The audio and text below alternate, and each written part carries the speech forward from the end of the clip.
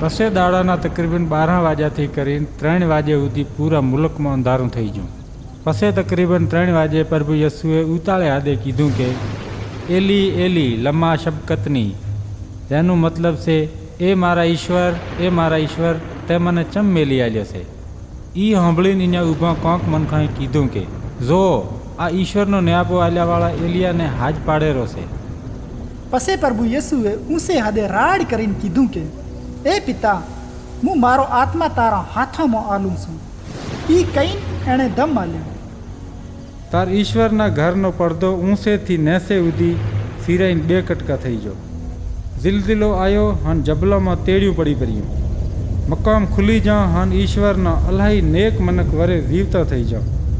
અને હું મકામમાંથી બારે નહેરી આવ્યા. પછી હું પ્રભુ યસુને જીવતો થયા ચેડ પવિત્ર શહેર યરુશલેમમાં જાઉં, જ્યાં અલાહી મનખાને ભાળ્યામાં આવ્યા. જે સુબેદાર એની આગળ ઊભો હતો એણે પ્રભુ યસુનો એમ હા નહેરતા ભાળ્યો તો કીધું કે બેશક આ ઈશ્વરનો જીચરો હતો.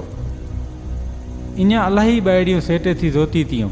ઈયામાં મરિયમ મગદલેની, નાના યાકૂબ હાન યુસુફની માં મરિયમ હાન સલોમી હતી.